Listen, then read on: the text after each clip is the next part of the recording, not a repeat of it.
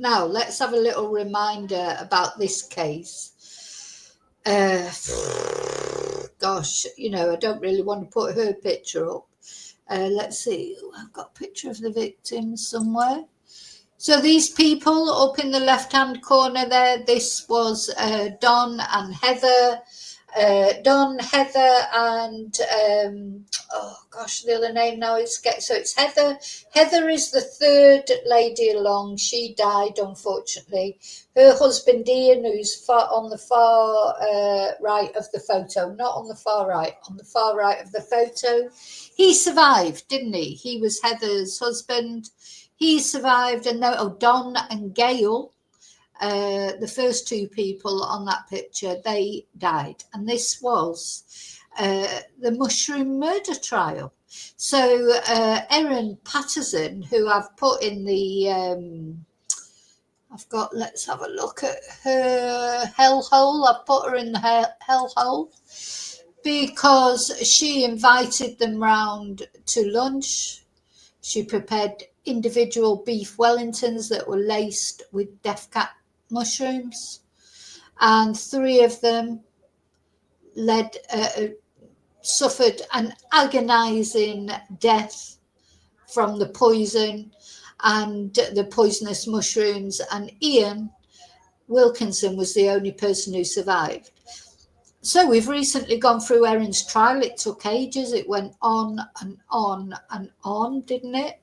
And anyway, to cut a long story short, I mean, there's all the videos are on my channel. If you've not heard of this case and you're interested in it, if you Google but if you look on my channel and search for mushroom murders or Erin Plans, all the playlist, there's playlist of the trial, playlist of what happened, lots of videos. Anyway, finally, she was found guilty, thankfully. There was overwhelming evidence against her. Not one thing in particular, but the prosecution called over 50 witnesses to speak for the prosecution. This was the prosecution lawyer, Dr. Nanette Rogers, and she called over 50 witnesses with all incriminating evidence against Erin, which again, I'm not going to go through all of it, but bear in mind that her defense lawyer, Colin Mandy, he only called one witness, and that was Erin herself. There were no character witnesses called. There was no experts called to defend Erin. Nanette Rogers, she called many expert witnesses, and it was all damning evidence against Erin. Another person who spoke, of course, because he survived, don't forget, Ian Wilkinson survived. He's the only survivor. He had to have a transplant. He was ill for months. He survived. He testified. That Erin gave them different colour plates to the one she gave herself, that Erin lied and said she had cancer. That was the excuse that she gave to get them all to go there for lunch. They ate the lunch, they sat and prayed for her. She watched them eat every mouthful of that lunch, and then she sat there and let them pray for her because she told them she had cancer, but she didn't have cancer. So anyway, she was such a liar, wasn't she? It was lie after lie after lie. And she...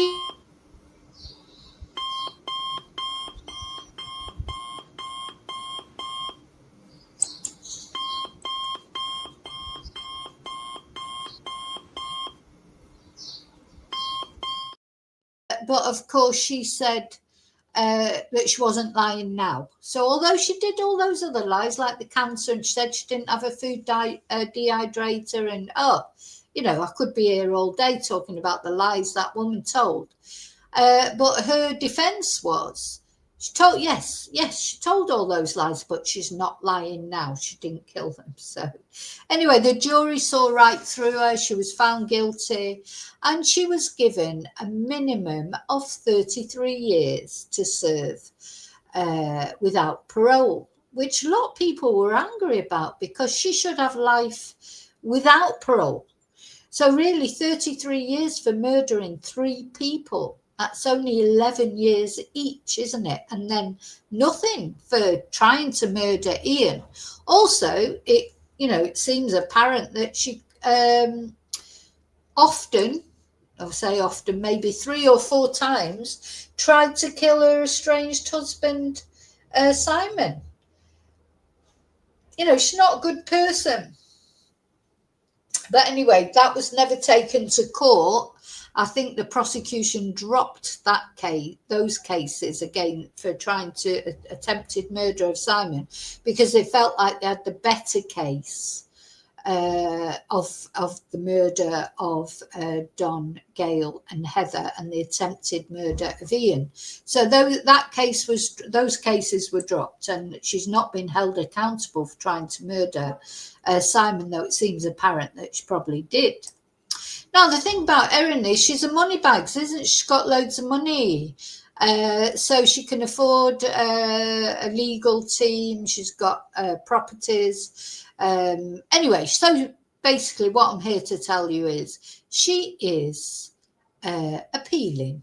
She's going to appeal. Because we've been waiting for this, because she had so long to register an appeal. There's been a lot of talk about whether she would or not, but she is going to. And of course, there's also been talk that maybe the prosecution will launch an appeal asking for a longer sentence. Most people think 33 years and then the chance of parole, even though I know she'll be old because she's 50 now, so she'll be in her 80s. But, she'll still have a chance at life, won't she? These people, they had their golden years taken away from them. They were either retired or approaching retirement. They should have, they were God-fearing people, they were church-going, they were lovely people. They did nothing but help Erin in her trials and tribulations when she split up from Simon, her husband, is their relative. Gail and Don are Simon's mum and dad. Heather was Gail's sister, so it was Simon's auntie, and Ian was Heather's husband. Is, because he's still alive. So, really, it just seemed like a pathetic sentence, I thought, to give her any chance at parole. These poor people, they were doing nothing but good in their life. They were good people. They were going to church. They were helping Erin. Ian is a pastor. And when you see them talking, you can just tell they're just decent people, and she got annoyed with them, because she wanted them on her side. I mean, the other thing that Erin did when she came into all the money that she came into, she lent money to relatives of Simon's, and that's a form of control, isn't it? She lent them money to buy houses, and I think then she would have wanted practically blood from them in loyalty and whatever. And she got annoyed with the family because she felt they weren't sticking up for her enough in her estrangement from Simon. And she's, nasty, snidey person. And she planned this. She planned killing these old vulnerable people who should have been enjoying their retirement, etc. Probably worked all their life, supported her, probably supported her and Simon when they needed it as well, financially and emotionally. And then because she was annoyed that she felt they weren't supporting her enough, she, came up with this murder plan. And it was planned. It was planned. And what I'll never be able to get over is she sat there and watched them eat those death cap mushrooms, knowing that when they left that table, they were dead people walking. She said goodbye to them knowing. Anyway, then she concocted this big thing, big story about, one minute she'd never been foraging for mushrooms and she got them from an Asian supermarket. Then it was, oh, well, yeah, I did go foraging for mushrooms. I must have got mixed up. Then it was, no, I've never had a food dehydrator. And then when the police found the dehydrator at the dump, oh, yeah, I did have a dehydrator, but I just panicked. Just lie after lie after lie. Anyway, So she's apparently going to appeal. So let's have a look. Just wanted to let you know that. I don't think she's actually done it yet, but they're saying that she's planning on appealing. And in her defence now, she's apparently going to employ a human rights lawyer. Honest to God, when I saw that, I just thought, a human rights lawyer. You know, what did she care about her victims' human rights? Makes me really angry, you know. Anyway, let's see this video. Will appeal her convictions. She was revealed. First to this breaking news, triple murderer Erin Patterson will appeal her convictions. That was revealed, I should say, during an administrative hearing at Victoria's Supreme Court, where Jack Nyhoff is standing by for us. Jack, do we know what the grounds for appeal are? Good morning to you, Laura. A very brief mention in the Supreme Court of Victoria. Those documents have not yet formally been lodged, so it's unclear at this stage what grounds the legal team will be applying for that appeal, but confirmation from legal representatives today in court that they will be seeking to appeal that jury verdict which convicted Erin Patterson as a murderer. Now, there was 3 counts of murder during that hearing and 1 count of attempted murder. Of course, she was sentenced to life in prison, 33 years non-parole for that, which means she won't get out of prison at this stage until she's in her 80s. That's when she'll be able to apply to be let out. So very few details at this stage that we do know, but we know for a fact that there's a 28-day extension now that she and her legal team will be able to, of course, apply for that appeal, Laura. Jack, thank you. So the communications regulator will investigate whether... Are we going to have to go for... I mean, I just feel for Ian and the family of the victims, because are they going to have to go through it all again? Anyway, so a new lawyer apparently has represented Australians facing the death penalty overseas, and they come into the triple murderers legal team as the high-profile killer gets set to appeal. So this guy's name is Julian McMahon. He's reportedly working on her conviction appeal as a new deadline to challenge the verdict looms in 1 month. Mr. McMahon is a companion of the Order of Australia and a senior counsel, and counts the heroin smuggling ringleaders of the Bali Nine among his highest profile defendants. An anti-death penalty campaigner, Mr. McMahon has received the Victoria Law Foundation Distinguished Pro Bono Service Award. So there he is. He's the guy who's going to be working on Erin's defence. Hi, ACW. I'm just having a look to see. I don't think I've missed anybody else coming in. Oh, David's back. I'm still here. I'm still live, and David's back. I hope you're okay. How did you get on? Oh, it was just for bloods. Okay. Who's this? Howard. Hi, Howard. Hello, Canada. So, what do we think? Oh, gosh, are we going to have to, this is how I feel. Are we going to have to go through all this again? God knows how the poor family of the victims feels and how Ian Wilkinson feels. So, in Australia's biggest criminal trial in decades, Patterson was found guilty earlier this year of murdering Don and Gail Patterson and Heather, and the attempted murder of Ian with a poisoned meal of beef Wellington. I mean, what are the grounds that they're going to appeal on? I mean, I just don't know what grounds they're going to appeal on. But anyway, last month she was sentenced to life in prison with a 33-year non-parole period, and in the Supreme Court of Victoria on Thursday, another of her lawyers confirmed that she intended to appeal the convictions, and the deadline to appeal was pushed out to November the 3rd. In the absence of official paperwork, her grounds for appeal remain unclear. So at the 11-week trial this year, Colin Mandy led Patterson's defence, and now Mr McMahon has reportedly been enlisted. So here are these poor people, Don and Gail Patterson. They should be out, doing their thing with their grandchildren, and just enjoying their, as I say, their golden years, their twilight years, or whatever. They were teenage sweethearts. They died within a couple of days of each other. It may have even been one day of each other, and at least they're together now, hopefully together in heaven. Certainly nice people who never did any harm to anybody, did not deserve what happened to them, and I hope they are together, bless them. In the meantime, she's having an appeal.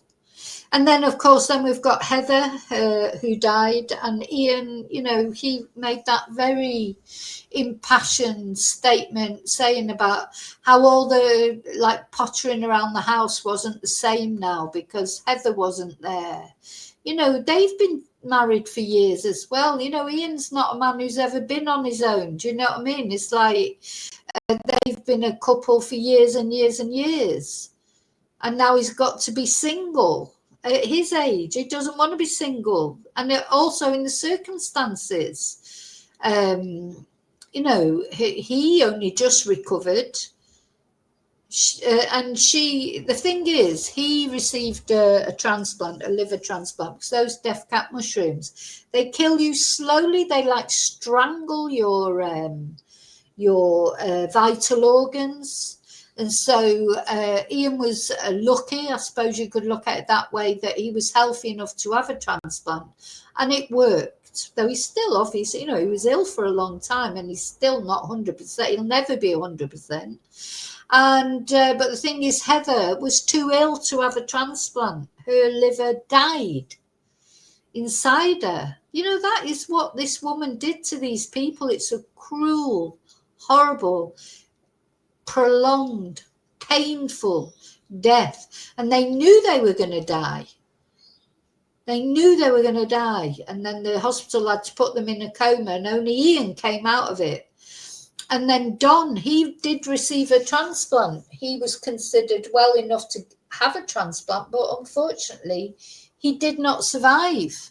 And Don actually ate more probably of the meal than anybody, because Gail Patterson, his wife, she only ate half of this beef Wellington, and Don finished off the other half. But anyway, he was given a transplant, but unfortunately he died anyway. Whereas Gail, the same as Heather, was considered too ill to even be given a transplant. So, both these ladies were just too ill.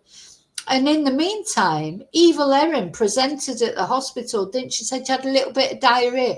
They're dying in hospital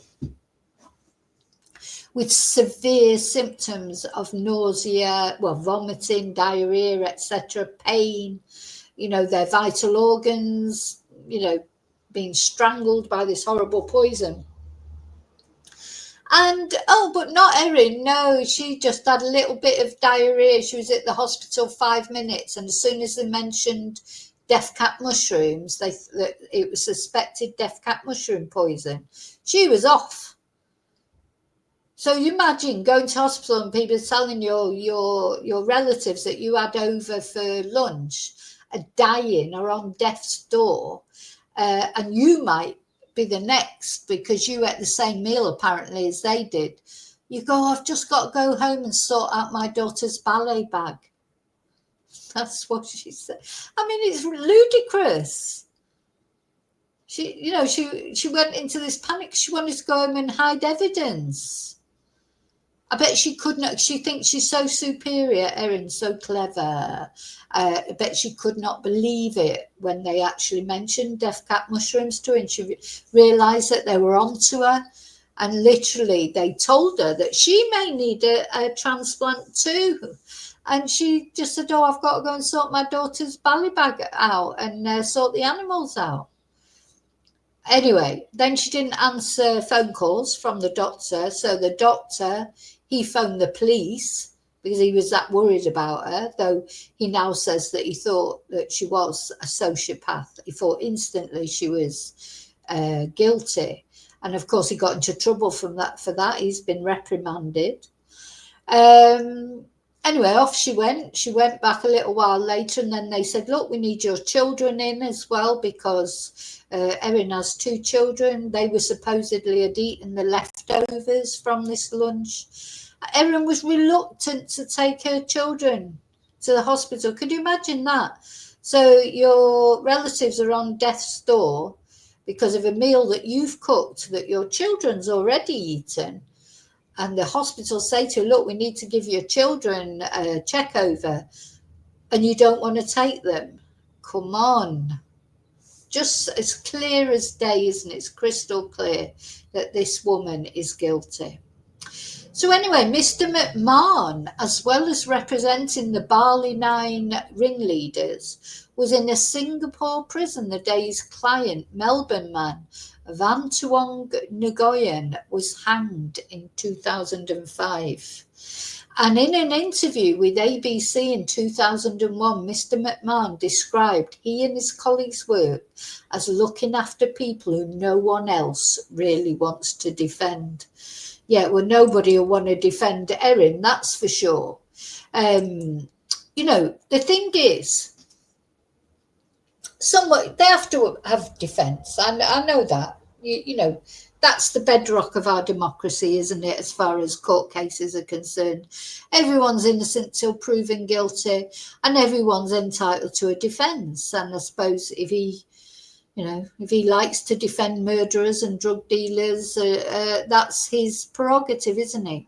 And he's against the death penalty. But do you know what? When he goes high west side, when he goes to foreign countries like Singapore, Singapore, they don't mess about, do they?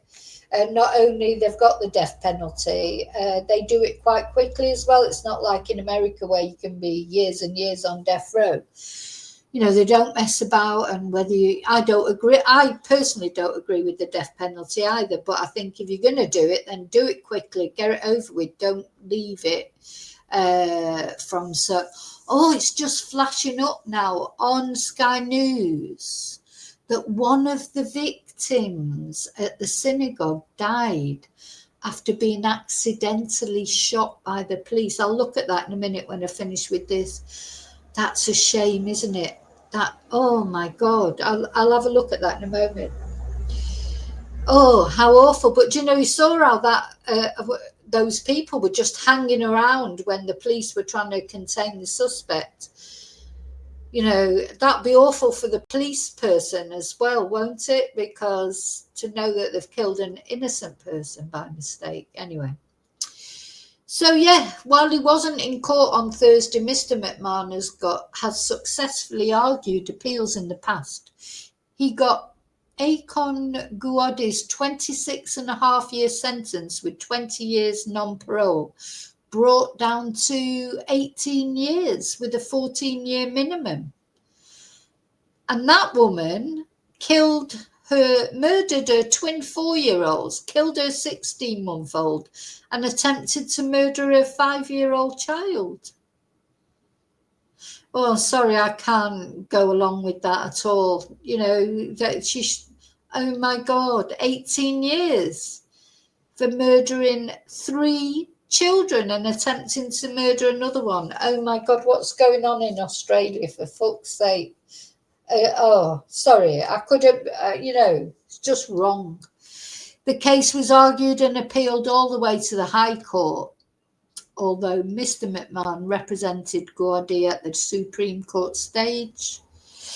So, having been found guilty and sentenced in the Supreme Court, Patterson will be hoping her case is taken to the Court of Appeal. Once her lawyers file a notice of appeal, the Court of Appeal will decide whether to hear the case. So this particular article, they say they've attempted to contact Mr. McMahon, but their attempts have been unsuccessful, and his office declined to confirm his involvement with Patterson. So I don't know. There you go. So I wanted to tell you